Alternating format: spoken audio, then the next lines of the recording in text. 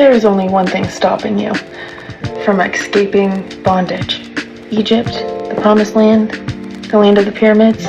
One simple thing barring you from crossing the threshold. The threshold into the wilderness, and eventually the Promised Land. This point, this door, it's called a pivot point. One simple move, one dot on the map, and this pivot point is contingent upon and hinged upon identity. And why is that so? In the next 2 parts of this series, I'm going to be answering this question. Why identity is the absolute defining factor in whether or not you remain in bondage or pivot and break free into the wilderness. And so we begin. Part 1, titled, Take Your Power Back. Okay, so when we take a look at identity, we can see that the roots go down in either God or in the world. You either reflect in the world or you reflect in God. There are 2 mirrors here. And in this part, we are going to be looking into the mirror of the world. Because for most of us,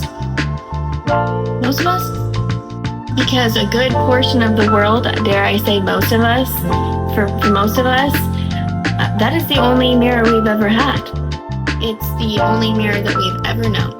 The only one that we've known to exist. For all we know, the only one that does exist. When you identify in the world, you're identifying external. Which means you look externally for your value. And your value is based on where you're at on a materialistic social hierarchy. And you're placed on a social hierarchy based on how well you can conform to the status quo. Status quo being a collection of external values that makes you a valid human being.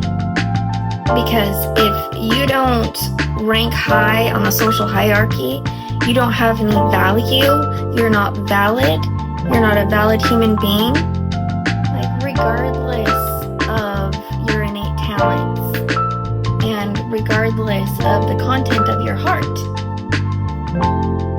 If you don't follow the status quo, then you're not worthy of life and you're not worthy of love.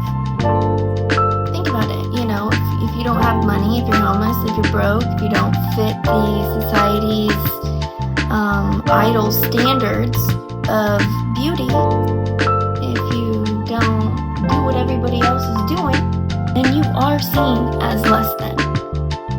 So we're all desperately trying to be seen as valid. In this reflection, in this mirror, our ability to be loved is based on these external values that make you valid. Heather Plett writes, when you have an external locus of identity, or at least primarily lean in that direction on a spectrum, you tend to rely heavily on validation from others and on your ability to meet the standards set by your culture, career, family, religion, etc.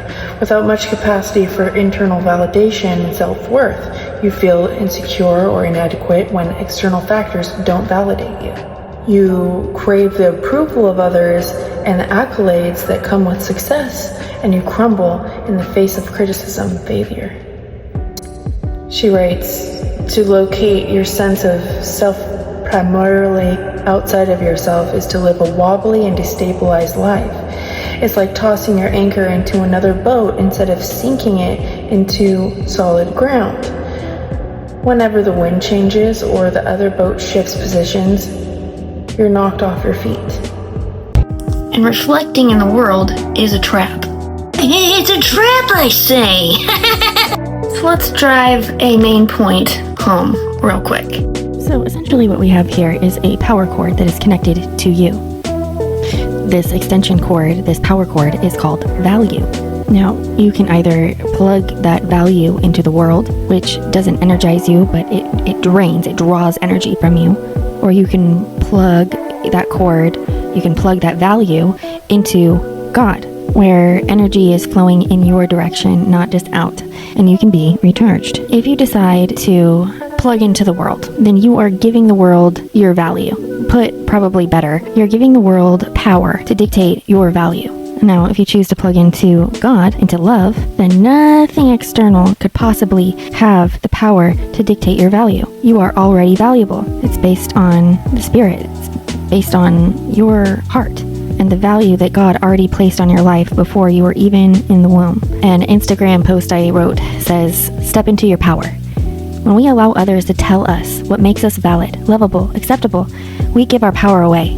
However, when we step into our authenticity, not allowing anyone else to define our worth, our worthiness, we take our power back. So where are you going to plug into? I mean, what do you even believe in? Because ultimately our beliefs shape our values. So essentially, we take our power back when we shift our beliefs about what makes us valid as human beings, what makes us worthy and lovable. And we take our power back when we change our beliefs in where our value is and where our value resides. Is our value in the spirit, or is our value in the material world, in the external? And that is it for part 1. Be on the lookout for part 2, where we answer why identity is the absolute defining factor in whether or not you remain in bondage or pivot and break free into the wilderness. Peace and love be with you, and have a very blessed day.